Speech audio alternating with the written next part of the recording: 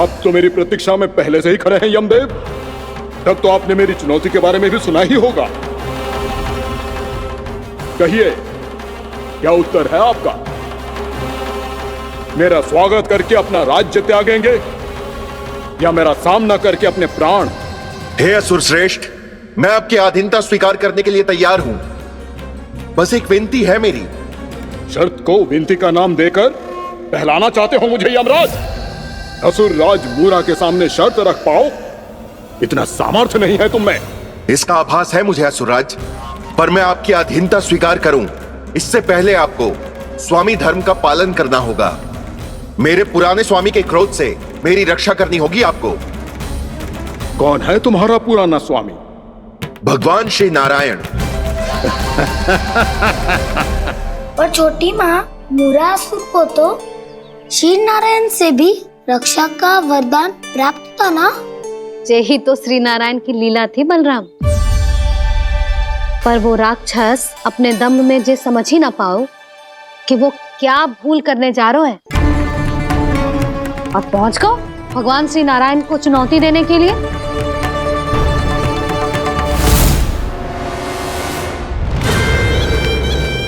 वहीं ठहर जाओ असुर राज मूरा।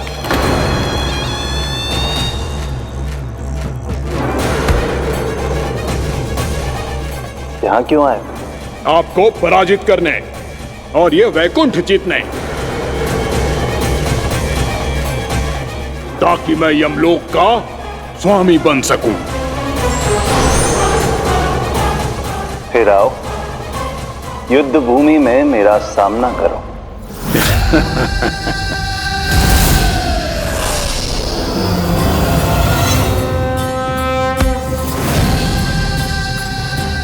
ये नहीं जानते कि इनसे ना हारने का वरदान तो मैं पहले ही प्राप्त कर चुका हूं, इसलिए युद्ध ठीक से आरंभ हो पाए उससे पहले ही इन्हें जीत लूंगा मैं।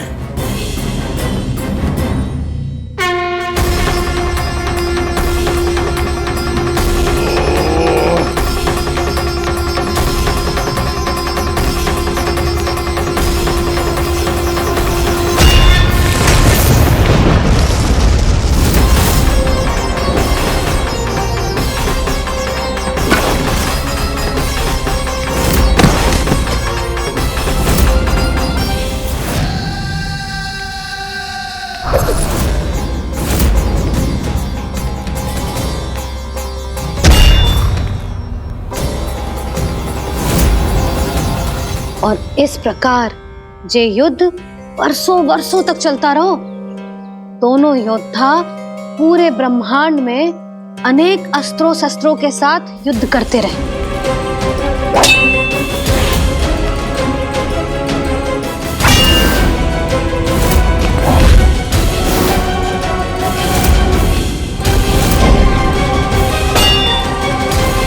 फिर क्या हुआ मैया?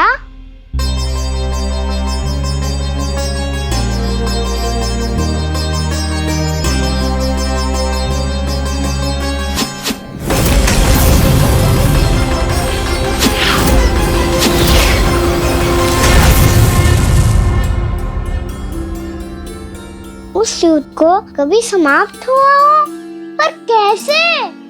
शीघ्र ही वो राक्षस थक गौ लल्ला।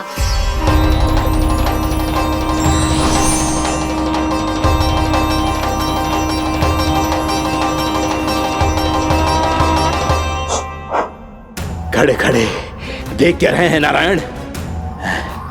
आक्रमण कीजिए, वध कर दीजिए मेरा।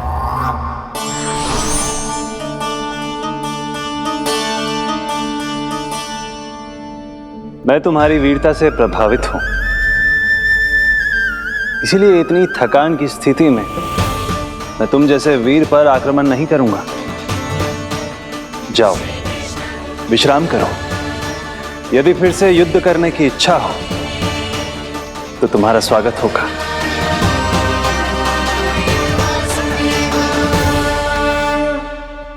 जे कह के श्री नारायण बद्रिका आश्रम चले गए और वहां हिमवत नाम की एक कंदरा में ध्यान लगा के बैठ गए। उधर वो राक्षस विश्राम करने लगो। अनेकों दिन बीत गए और अब वो राक्षस मूरा फिर से स्वस्थ होके बलवान हो गया था। उसने अपनी सारी शक्ति फिर से प्राप्त कर ली थी। श्री नारायण ने उस पर दया करी थी, पर वो फिर से श्री नारायण को छलने को तैयार होगा।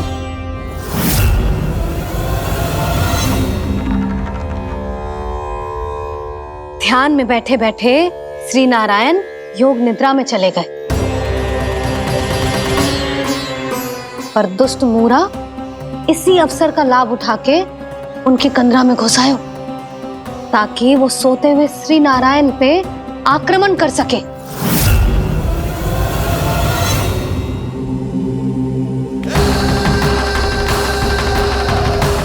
आज इस लंबे युद्ध को जीतकर अपने इस अंतिम शत्रु का भी अंत कर दूंगा मैं।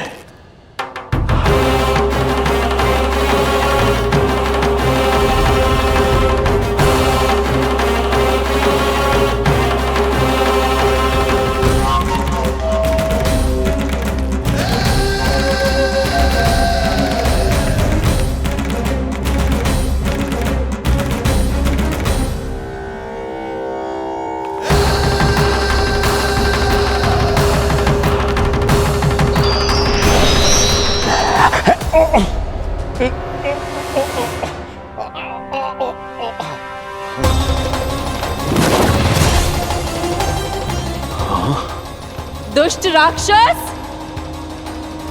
प्रभु ने तुझ पर दया की, तुझे संभलने का अवसर दिया।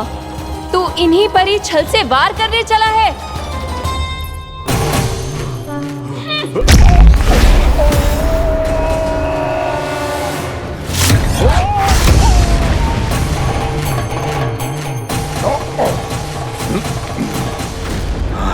मैं अजय हूँ, मुझे कोई पराजित नहीं कर सकता। ब्रह्मा का वरदान है मुझे।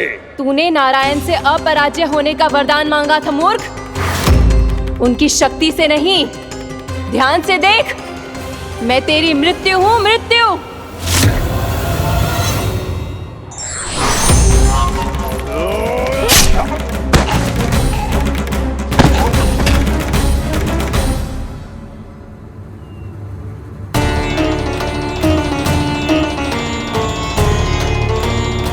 वो देवी कौन थी छोटी माँ? और कौन बलराम, वही तो थी देवी एकादशी।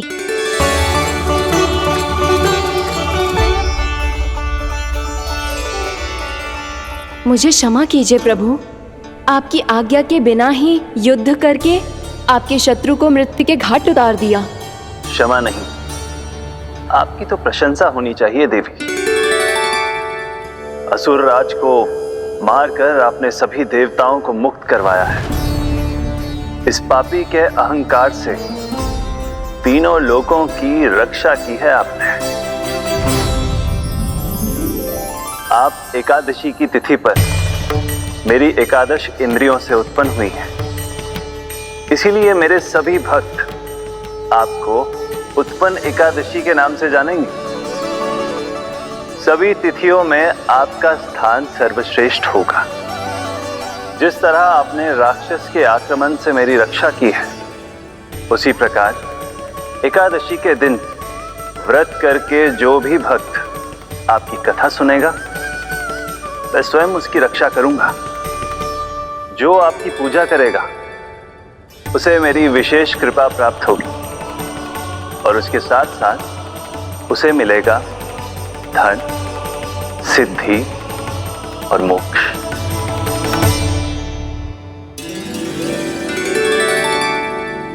इसीलिए आज के दिन व्रत रखने का बहुत अधिक महत्व होता है।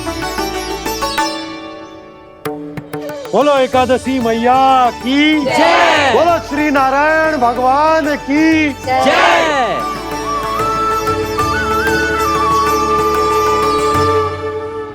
प्रभु की कृपा से एकादशी का महत्व भी पता चल गो और मेरा व्रत भी सफल हो गो। अब भी नहीं भूला राम, एकादशी का व्रत पूरी तरह तभी सफल होता है जब द्वादशी के दिन उसे पूरा किया जाता है।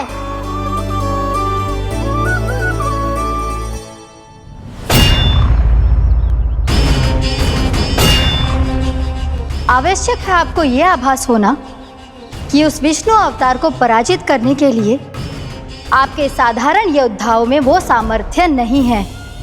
वो विष्णु अवतार कुछ अधिक ही असाधारण है।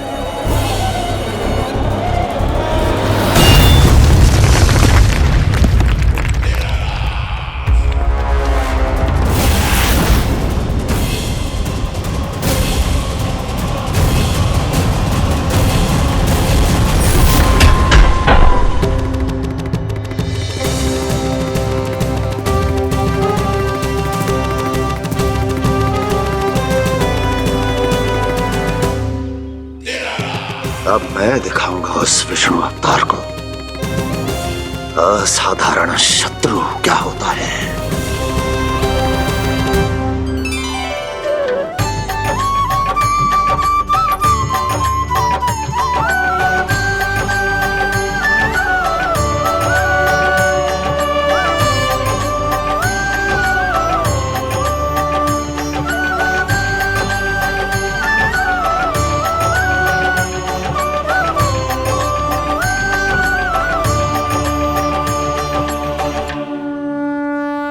मामा अधीर हो रहे हैं, पर मैया ने मुझे अभी तक बाहर जाने की आज्ञा नहीं दी है। अभी उन्हें किसी और राक्षस को यहाँ भेजने से रोकने के लिए मुझे ही कुछ करना होगा।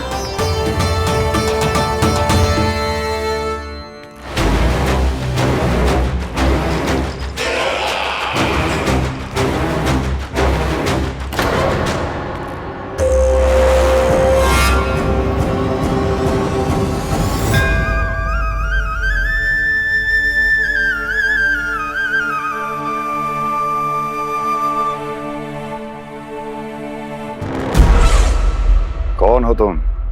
बचपन से ही मुझे मारने का सपना देख रहे हैं, सिर्फ मुझे ही नहीं पहचानते।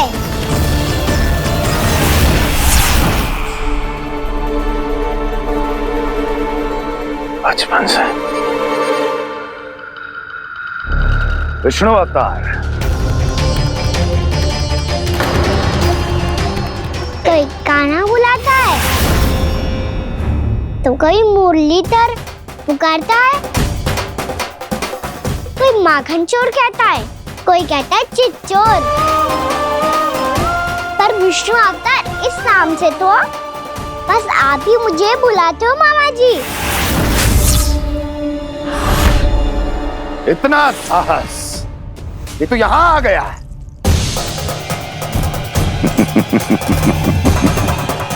यहाँ आ तो गया तू विष्णु अवतार, किंतु यहाँ से जीवित नहीं जाएगा। तेरे इस शीश को तेरे धड़ से अलग कर दूंगा मैं।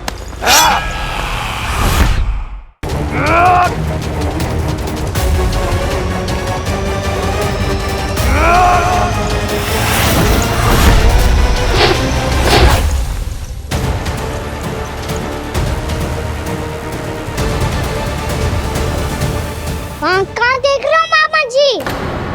मैं तैयार हूँ।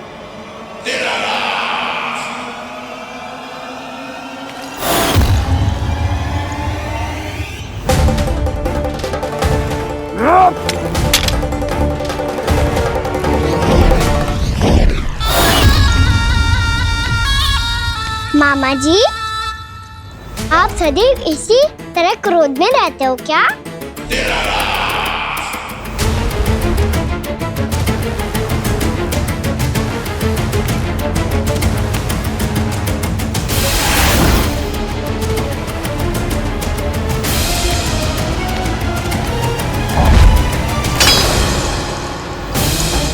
छोड़, छोड़ मेरी तलवार को।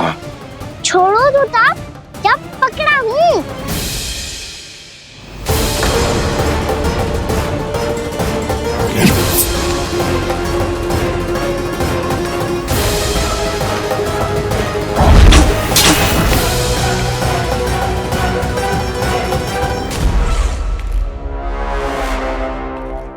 मामा जी,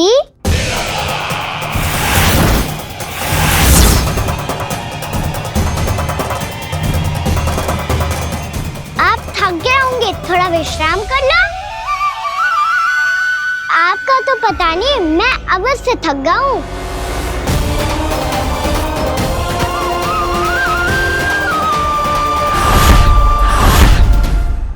मेरे सिंहासन पर बैठने का तो साहस। अभी तो बस अभ्यास कर रहा था मामा जी। भविष्य में मुझे तो बैठना है यहाँ। आपने बल प्रयोग करके से अपने पिताजी से छीना था। मैं आपसे छीन लूंगा। जो छल और बल से लिया जाए वो अधिक समय तक टिकता नहीं है मामा जी।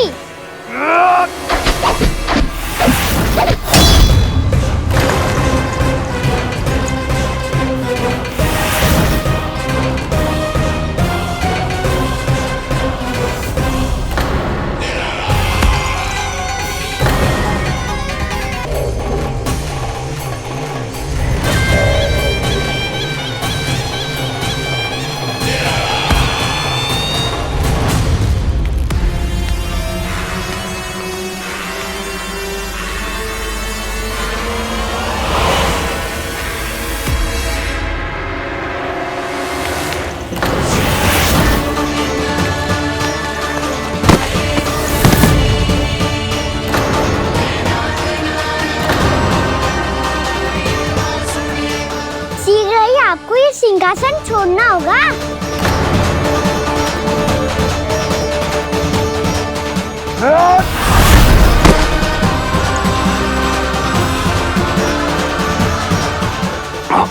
वो मेरा सिंहासन छीनना चाहता है। वो आ रहा है, वो आ रहा है। सैनिकों,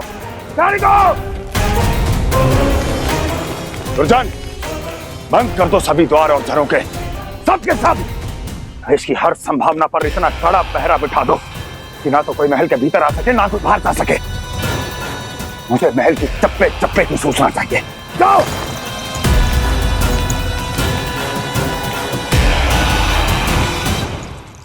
सिंहासन।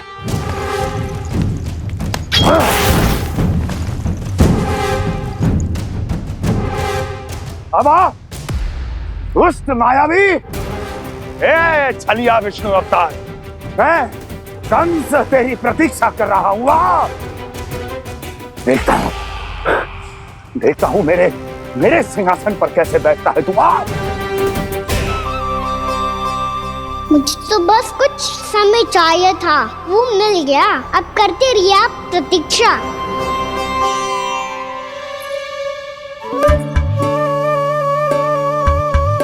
जी अपने आप से बातें क्यों कर रहे हैं जी?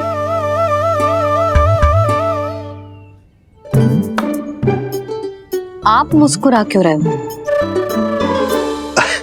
ना कचू ना। बताओ क्यों मुस्कुरा रहे हो? तुम्हीं पर गए हैं जी। जब तुम व्रत करती हो तो तुम भी ऐसा ही करती हो। इसी प्रकार भूख अधिक लगने पर अपना ध्यान भटकाने के लिए स्वयं से ही बड़बड़ाती रहती। होगा। आपको तो बस मेरा उपहास उड़ाने के लिए बहाना चाहिए।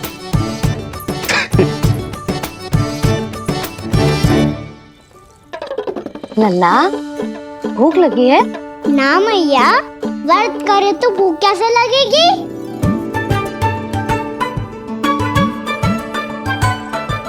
यदि लगी हो तो छोटे बालकों को थोड़ी बहुत भूल चूक क्षमा होती है। कछु ना तो फल तो तू खा ही सकते है। अब तो पूरे नियम और विधि विधान से व्रत तोड़ूंगा। कल द्वादशी के सुबह मुहूर्त के अनुसार। ठीक।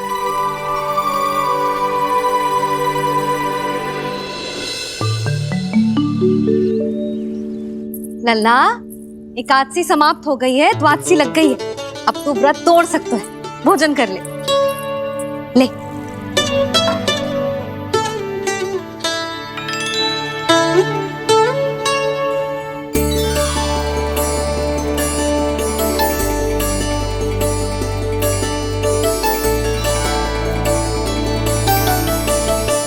आज तो कार्य कर लीजिएगा।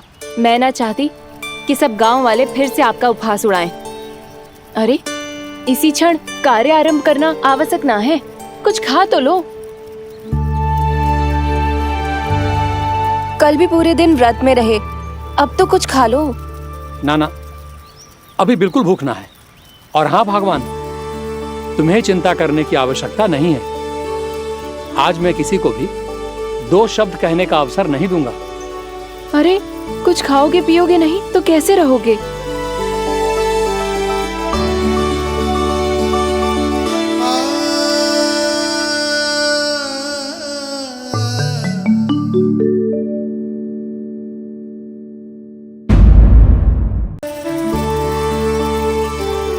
अरे इसी क्षण कार्य आरंभ करना आवश्यक ना है, कुछ खा तो लो। ना ना, अभी बिल्कुल भूख ना है। और हाँ भगवान, तुम्हें चिंता करने की आवश्यकता नहीं है। आज मैं किसी को भी 2 शब्द कहने का अवसर नहीं दूंगा।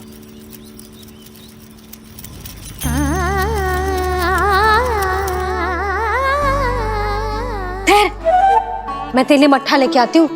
व्रत के बाद पीने से पेट ठंडा रहता है। रुक।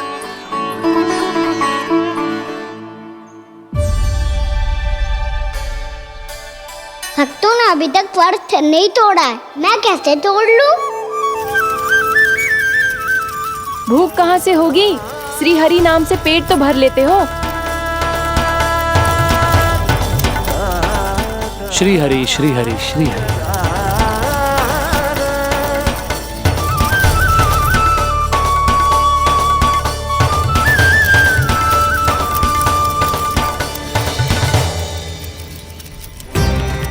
हरि हरि प्रभु हरि, हरि हरि प्रभु हरि, हरि हरि प्रभु हरि, हरि हरि प्रभु हरि।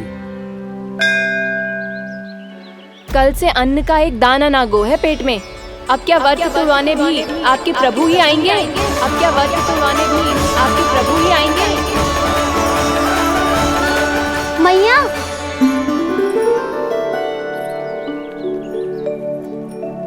मैया पहले व्रत तोड़ के कछु खा तो लो। अभी ना, लौट के आने के बाद। हाँ,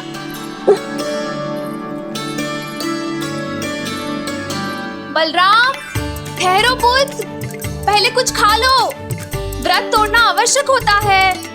मैया ने एकादशी का महत्व बताया। लगता है मुझे सबको द्वादशी पर व्रत तोड़ने समाप्त करने का महत्व बताना होगा।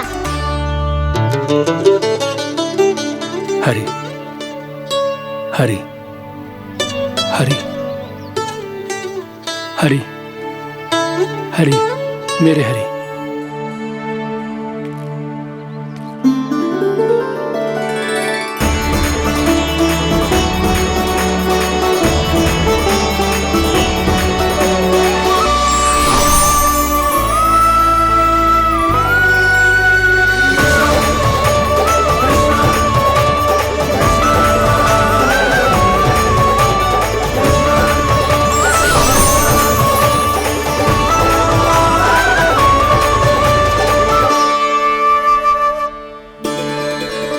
अभी अभी तो मैंने बच्चों की मां को वचन दिया था कि आज किसी को शिकायत करने का अवसर ना दूंगा, और अब मैं प्रभु श्री हरि की कल्पना जसोमती रानी के लल्ला में ही करने लगा।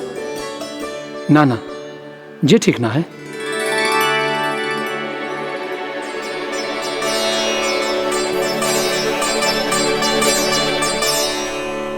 ठीक है तो है, बिल्कुल सही पहचाना है आपने। बड़े तो बड़े, अब तो बालक भी हमारा उपहास उड़ाने लगे।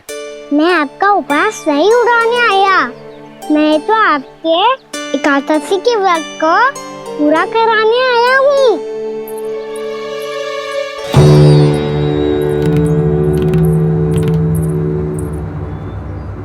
कान्हा,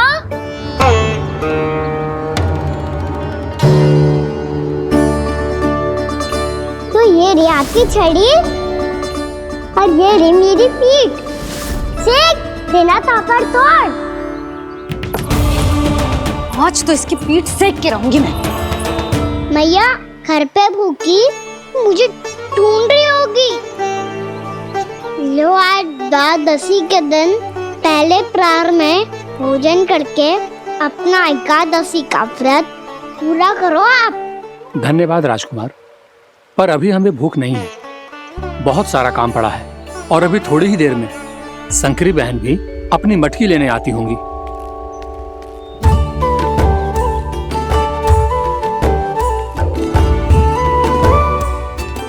पर मैं आपका व्रत पूरा कराए बिना नहीं जा सकता। भला क्यों? भक्त भूखा रहे और भगवान खा ले, ऐसा हो सकता है भला?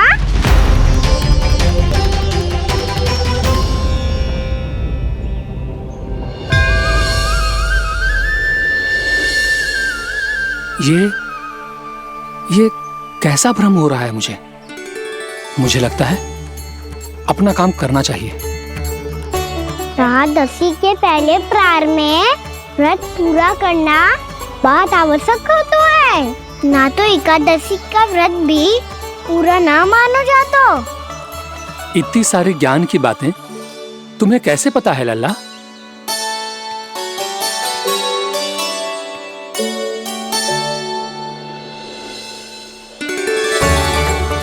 जैसे एकादशी की कथा होती है, वैसे द्वादशी की महिमा भी एक बहुत महत्वपूर्ण कथा है।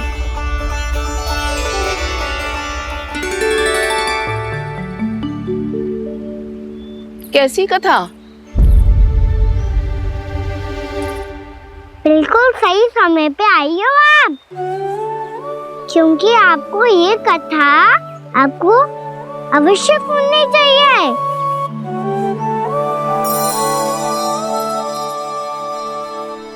मुझे क्यों? पहले सुन तो लियो, फिर स्वयं ही पता चल जाएगा। बहुत समय पहले एक राजा हुआ करते थे, राजा अम्बरीश। भगवान श्री हरि के बहुत बड़े भक्त थे। ओम नमो नारायणाय। ओम नमो नारायणाय।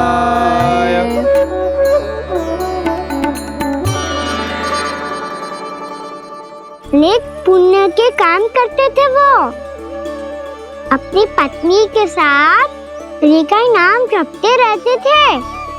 उन्होंने 12 माह एकादशी का व्रत करो निर्जल पास किया, और जब उनकी 12वीं एकादशी का व्रत द्वादशी के दिन तोड़ने का समय हुआ, तभी महर्षि दुर्वासा अपनी 100 शिष्यों के साथ उनके महल में पधारे।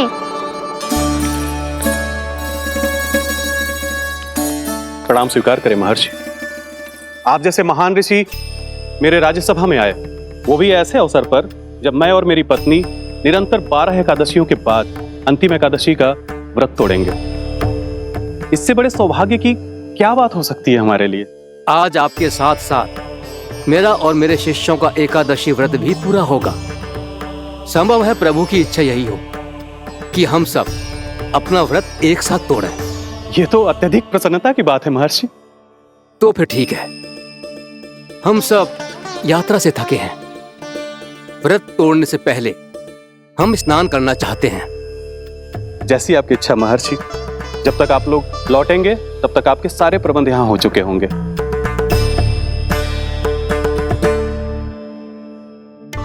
महर्षि दुर्वासा स्नान करने गए थे, पर उन्हें लौटने में विलंब हो रहा था, और इधर द्वादशी पर व्रत पूरा करने का मुहूर्त बीता जा रहा था।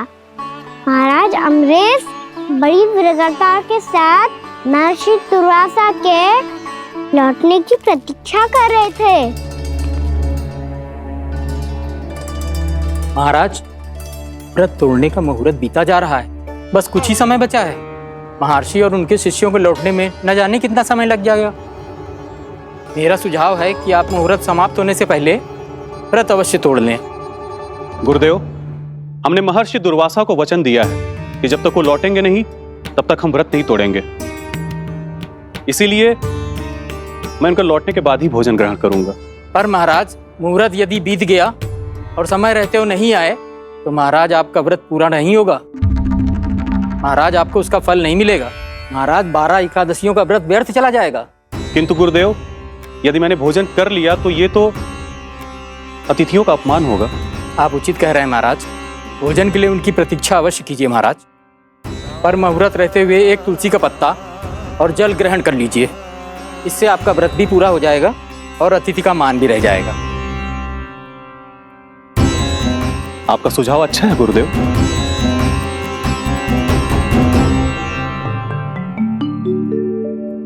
जैसे ही महाराज ने तुलसी का पत्ता खायो, वैसे ही महर्षि दुर्वासा लौट आए। महाराज,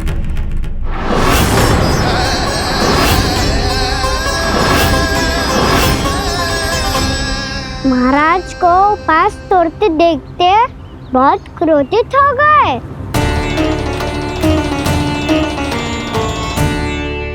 बहुत बड़े भक्त हैं आप, परंतु आप ये नहीं जानते अपने अतिथियों के साथ कैसा व्यवहार करना चाहिए। आपने हमें साथ भोजन करने का वचन दिया था, पर अपना व्रत क्यों तोड़ा आपने? महर्षि, मैंने भोजन नहीं ग्रहण किया।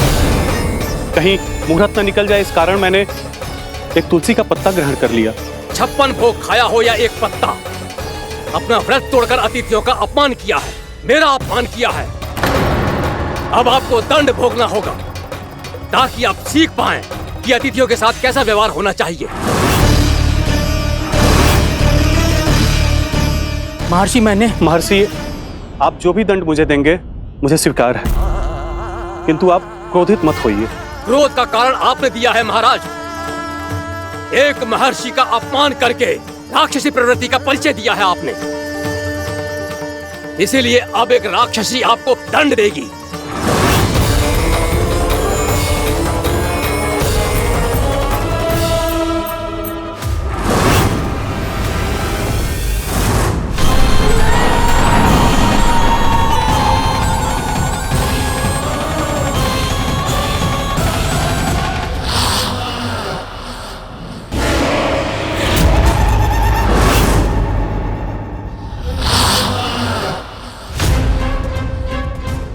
हे प्रभु, यदि मैंने सच में महर्षि का अपमान करने की भूल की हो तो मैं उसका परिणाम भोगने के लिए प्रस्तुत हूं। ओम नमो नारायणाय, ओम नमो नारायणाय नमः। महर्षि दुर्वासा को यह आभास ही नहीं था कि महाराज अम्बरीश ने उनका अपमान नहीं किया था, फिर भी उसे अपमान मान के वो श्री नारायण के भक्त पे संदेह कर रहे थे। मैंने भी तो भोला राम की भक्ति पे संदेह किया था। हे नारायण, ये क्या पाप हो गया मुझसे? संदेह किसी अपमान से कम ना हो तो, और भगवान सब सह सकते हैं, पर उनके प्रिय भक्तों का अपमान सहन ना कर सकते, इसीलिए उन्होंने हस्तक्षेप करने का निर्णय लिया।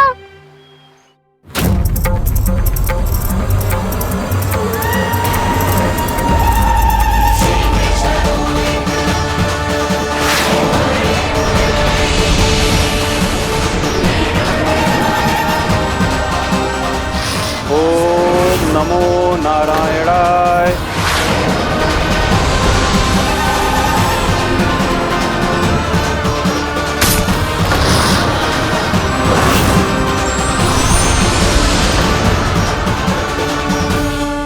और फिर भगवान का वो सुदर्शन चक्र महर्षि दुर्वासा के पीछे पड़ गया। ये चक्र तो मेरी ओर बढ़ रहा है। ओम नमो नारायणाय। ये कैसे संभव हो सकता है? कोई रोको इसे, कोई रोको इसे।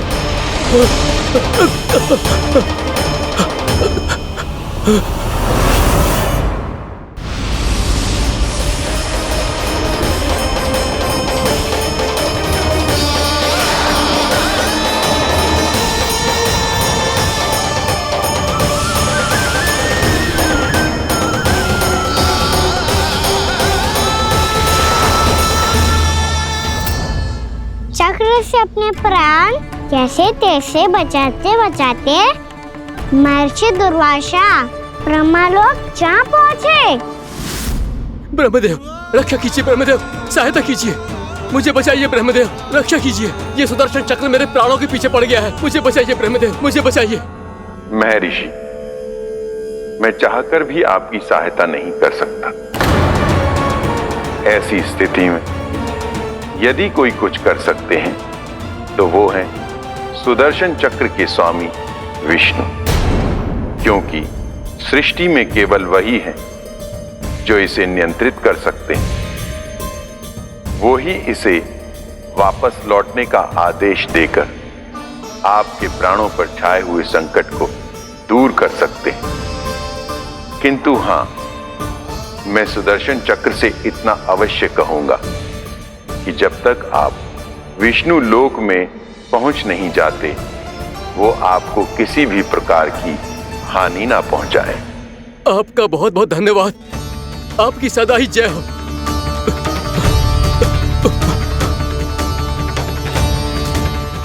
फिर क्या था?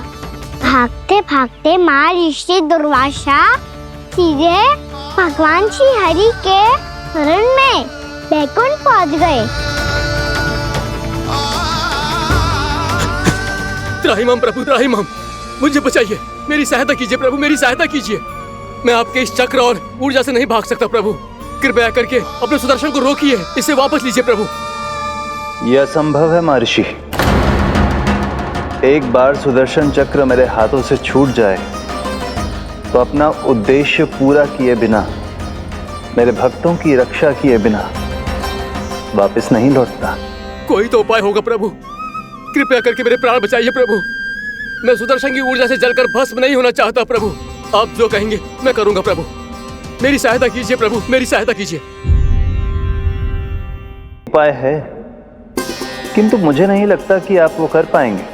मैं अवश्य करूंगा, मैं अपनी प्राण रक्षा के लिए कुछ भी करूंगा प्रभु। आपने मेरे भक्त राजा अम्बरीश को भक्ति का कर्तव्य निभाने के लिए अपमानित और दंडित किया है महर्षि, पर भक्त की रक्षा करना भगवान का कर्तव्य है। इसलिए यदि आप भक्त राजा अम्बरीश के पास जाकर क्षमा याचना करें और यदि वो आपको क्षमा कर दे तो ही ये चक्र आपके प्राण लिए बिना लौट सकता है। अन्यथा आप तो जानते हैं महर्षि, मेरे भक्त का अपमान मेरा अपमान। भक्त का अपमान भगवान के अपमान से कम ना हो तो है। महर्षि दुर्वासा को भी ये बात समझ आई और फिर उन्होंने महाराज अम्बरीश से क्षमा याचना की। महाराज महाराज महाराज महाराज महाराज, मुझे क्षमा करें महाराज, मुझसे बहुत बड़ी भूल हो गई महाराज, मुझसे बहुत बड़ी भूल हो गई महाराज। महर्षि, आप हमारे चरण छुए ये उचित नहीं। महाराज, महाराज अम्बरीश, आप नारायण के सच्चे भक्त हैं। मैंने आपको अपमानित किया, दंडित करने का प्रयास किया महाराज। इस अपराध के लिए मुझे क्षमा कीजिए महाराज, और इस सुदर्शन चक्र से मेरे प्राण बचाइए महाराज।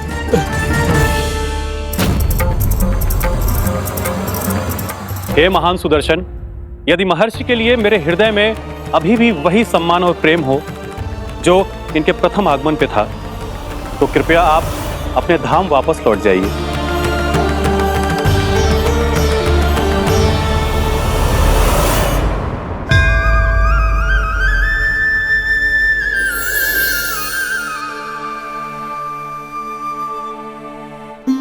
आपका बहुत बहुत धन्यवाद महाराज अम्बरीश। मैं आपको आशीर्वाद देता हूं कि आप देवराज इंद्र के समान शक्तिशाली हों। आपकी कीर्ति का पताका 10 दिशाओं में फहराए। मेरी बस एक ही इच्छा है महर्षि, कि मैं आपके साथ अपना उपवास तोड़ सकूं। अवश्य महाराज, हम सब भोजन आपके साथ करेंगे और अपने आप को नारायण की सेवा में अर्पित करके व्रत को पूरा करेंगे, क्योंकि आज जो यहाँ हुआ है उससे सिद्ध हो चुका है कि एकादशी व्रत का फल द्वादशी की सुबह भोजन करने से ही प्राप्त होता है। इस कथा से हमें पता चलता है कि सभी को द्वादशी के सुबह भर पेट भोजन करके एकादशी का व्रत पूरा करना चाहिए। और दूसरी बात, भगवान की सच्ची भक्ति अपमान कभी ना करना चाहिए। उनके साथ सदैव प्रेम से व्यवहार करना चाहिए। यही भगवान को सबसे अधिक प्रिय है। भैया भोला राम, मैंने भी श्री हरि पे तुम्हारे विश्वास का उपहास उड़ाया था, मुझे क्षमा कर दो। ना ना, आप क्षमा मांगकर मुझे लज्जित मत करो, आप तो मेरी बहन जैसी हैं। जब महर्षि दुर्वासा जैसे महान ऋषि को भी प्रभु के भक्त से क्षमा मांगनी पड़ी, तो मैं तो बहुत ही तुच्छ हूँ। मुझे आपकी किसी भी बात का बुरा ना लगा। पर पता है प्रभु को कौन सी बात कब बुरा रखता है? कौन सी बात? जब उनका भक्त भूखा रहे, समय पे अपना व्रत पूरा ना करे। और जैसा कि आप सभी ने अभी कथा से सीखो है, एकादशी के व्रत को द्वादशी की सुबह अवश्य पूरा करना चाहिए। अब आप जाओ, अपना व्रत पूरा करो।